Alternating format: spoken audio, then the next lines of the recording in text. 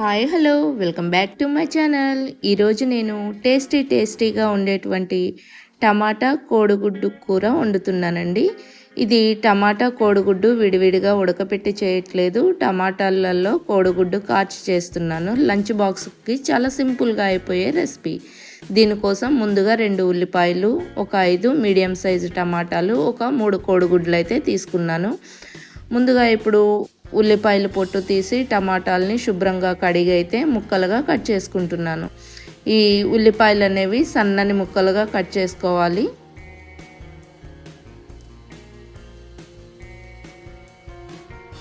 తర్వాత టమాటాలని వెనుక వైపు ఉండే అది తీసివేసి మంచిగా వీటిల్ని కూడా చిన్నగా కట్ చేసుకోవాలండి.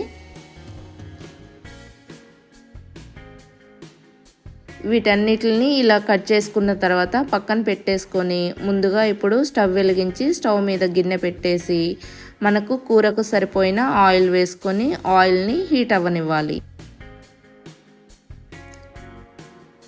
తర్వాత ఆవాలు, జీలకర్ర, మినపప్పు, పచ్చిశనగపప్పు కూడా వేసి వీటిల్ని గోల్డెన్ కలర్ వచ్చే వరకు మంచిగా వేపుకోవాలి. మనకి ఆయిల్ హీట్ అయింది కాబట్టి ఆల్రెడీ త్వరగానే వేగిపోతాయి. ఇప్పుడు మనం కట్ చేసి పెట్టుకున్నటువంటి ఉల్లిపాయ ముక్కలు వేసుకొని తర్వాత ఒక 2 ఎండుమిర్చి వేస్తున్నానండి. నా దగ్గర పచ్చిమిర్చి లేవు, అందుకని ఎండుమిర్చి అయినా వేసుకోవచ్చు. వేసుకున్న తర్వాత కొంచెం తిప్పేసి ఇప్పుడు కరివేపాకు కడిగి వేసుకుంటున్నాను. చూడండి, కరివేపాకు వేయడం వల్ల స్మెల్ అనేది చాలా బాగుంటుంది. ఇందులో కొంచెం ఒక 1/2 స్పూను అల్లం వెల్లుల్లి పేస్టు, కూరకు సరిపోయేంత పసుపు, సాల్ట్ కూడా వేసుకొని మంచిగా తిప్పుకుంటున్నాను. అల్లం వెల్లుల్లి పేస్ట్ వేసాం కాబట్టి మాడుతుంది, చూసుకుంటూ తిప్పుకుంటూ ఉండాలి. కొంచెం ఇవి వేగిన తర్వాత ఇందులో మనం కట్ చేసి పెట్టుకున్నటువంటి టమాటాలు ఉన్నాయి కదా, అవి కూడా వేసుకోవాలి. చూడండి, ఇలా వేగితే సరిపోతుంది. ఇప్పుడు టమాటా ముక్కలు వేసుకుంటున్నాను. టమాటా ముక్కలు వేసుకున్న తర్వాత ఇలా ఒకసారి తిప్పి మనం మూత పెట్టుకొని వీటిని ఒక 10 నిమిషాలు మగ్గనిద్దాము.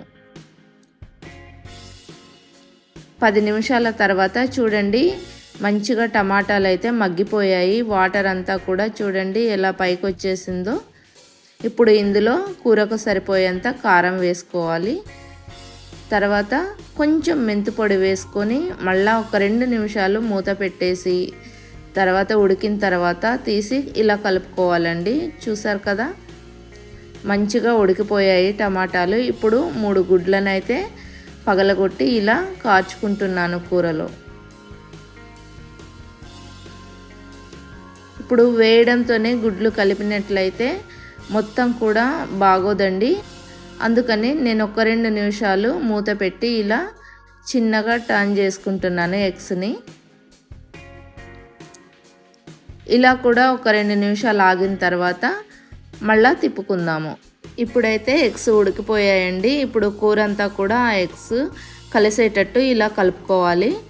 కలుపుకొని చివరిగా కొంచెం కొత్తిమీర వేసుకొని ఒక్క 2 నిమిషాలు మూత పెట్టి మగ్గనిచ్చి మన సర్వింగ్ బౌల్లోకి సర్వ్ చేసుకోవటమే. అంతే, చాలా సింపుల్గా మార్నింగే తయారు చేసుకోవచ్చు అన్నమాట. చూసారా ఎంత బాగుందో కదా. మరి మీరు కూడా మీ ఇంట్లో ట్రై చేసి ఎలా కుదిరిందో కామెంట్లో తెలియచేయండి. లైక్ చేయండి, షేర్ చేయండి, అలానే సబ్స్క్రైబ్ చేయటం మర్చిపోకండి. Thank you for watching.